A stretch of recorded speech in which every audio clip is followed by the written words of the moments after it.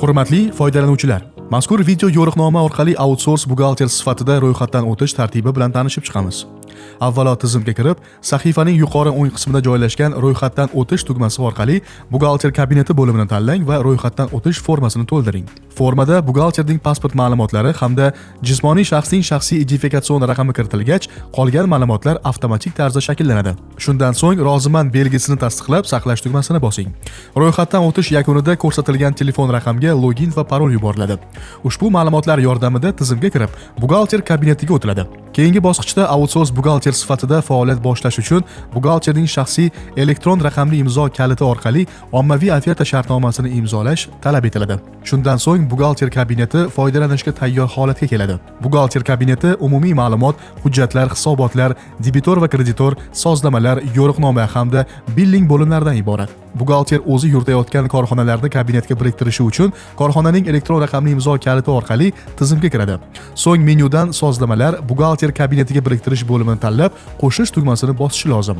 Bu yerda buxgalterning jismoniy shaxsning shaxsiy identifikatsion raqamini kiritib, jadvalda ko'rsatilgan yo'nalishlar bo'yicha tegishli ruxsatlar berish mumkin. Barcha yoki alohida funksiyalar uchun ruxsat berish ham mumkin. Agar ayrim funksiyalar faqat ko'rish huquqi bilan cheklangan bo'lsa, ma'lumotlarni o'zgartirish yoki o'chirish imkoniyati mavjud bo'lmaydi. Faqat kuzatish mumkin bo'ladi. Jarayonning yakunida saqlash tugmasi bosiladi. Shundan so'ng buxgalter kabinetida biriktirilgan korxona hamda unga berilgan imkoniyatlar aks etadi.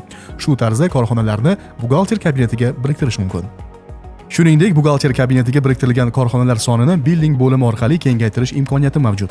Mazkur bo'limda 10, 25 yoki 50 tagacha korxonani qo'shib ishlash uchun standart biznes va pro tariflari taqdim etilgan. Standart tarifida 10 tagacha korxona uchun yiliga 2.472.000 so'm, biznes tarifida 25 tagacha korxona uchun yiliga 3.708.000 so'm va pro tarifida 50 tagacha korxona uchun yiliga 6.592.000 so'm to'lov amal qiladi. Yillik to'lovni amalga oshirish uchun mos tarif tanlanadi va a'zo bo'lish tugmasi bosiladi.